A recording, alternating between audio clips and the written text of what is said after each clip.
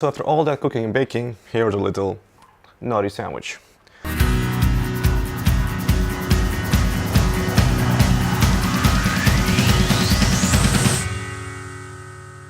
So welcome back everybody. As I said in the beginning, we're going to be looking at a very naughty recipe today, which is going to be cheese and steak and bacon sandwich. My inspiration is coming sort of from Philly cheesesteak, where you use like a cheap steak with some caramelized onions and cheese, put it in a bread loaf and eat it like that.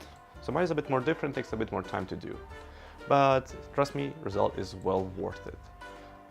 So first of all, let's start with a side, which means sweet potato wedges, which are going to be baked instead of fried. You can fry them of course as well if you want, but I mean, like, I went for a baking option because I'm going to be using the oven anyway for baking up my bread and finishing it off there, so why not use the oven as well. The thing with baked fries is that they become quite soft and mushy, so after doing some research on the internet and testing it out, I found out that the best way to do it is to make sure that you cut your potatoes thinly, so make sure they're almost so equally sized. Afterwards, you'll need to apply cornstarch, not too much of it, so you can barely see it when you cover the potatoes. The best way to do it is to use it in a plastic container bag in a way. So put your cornstarch, your spices if you want. I went for smoked paprika, mix it well, then add some olive oil, toss it in the baking tray, and then put it at 200 Celsius for half an hour. Halfway through, you can add your bacon. So at 15 minutes of baking potatoes, you can add your bacon. And keep on watching, depends how thick is your bacon slice. It's going to cook faster or slower, so keep an eye out for that. While that is baking, let's go with our onions. So slice them again thinly and in the wedges again, like not cubes but wedges, because we're going to caramelize them. So how do you do that? You take a pan, put the oil there, put it on low heat, not too high of a heat, and drop your onions there. Make sure they have enough space to sweat. Just keep wiggling them around, then add a bit of salt to help it even get all the moisture out, and your sugar to start caramelizing them. As soon as you can see they're starting browning up and crisping up, you can take them off the stove, put it on a plate, and leave them aside. Now let's go to the steak part. The steak you can use here are, I would say, mostly cheap cuts for steaks, so go for a skirt steak or flat iron steak. They're not as expensive as other good cuts of meat, and usually they're pretty nice and delicious in your way, and they don't have that much fat as well.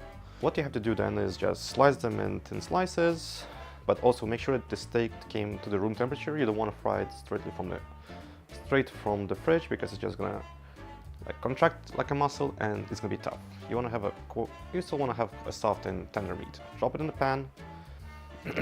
What you have to do is just to turn it once around to make sure that each side is caramelized, and we'll put it on the same plate as onions and leave it to rest. By that point, your potatoes should be done. You take them out and you start assembling your sandwich. So nowadays in the supermarket you can find almost pre-baked breads. So you can find like the one size you want. Cut it in half, so put your cheese there. Then after, on the bottom part, you put the onions, then the steak pieces, and then the bacon. Close it off. If you want, you can also put some toothpicks in it, so it stays in place, and put it in the oven to finish off baking the bread and melting the cheese and bringing everything together. So after all that cooking and baking, here's a little naughty sandwich. So it's nice and cheesy and bacony. Oh, by the way, just thought of something. You remember still my pickles from a couple of weeks ago, or even months ago now? I think it would be the perfect opportunity to put them in a sandwich right now. Remember how I spoke about you can put them in a sandwich? Well, here we go. So let's put a couple just to try. Perfect. Just a bit of a zing and a bit of spiciness to make it more interesting. A bit of a contrast of flavors.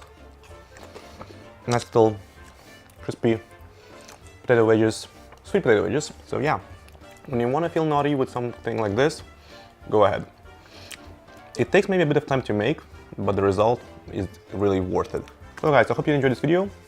If you did, just click on the like button, share with your friends if you wanted to show what you're going to be doing next time when they come over, or if you want them to make it for you. If you want to see more of these videos in the future, just click on the subscribe button and there at the bottom. And I'll see you next week, guys. And for now, I'm just going to go and finish the sandwich. See ya!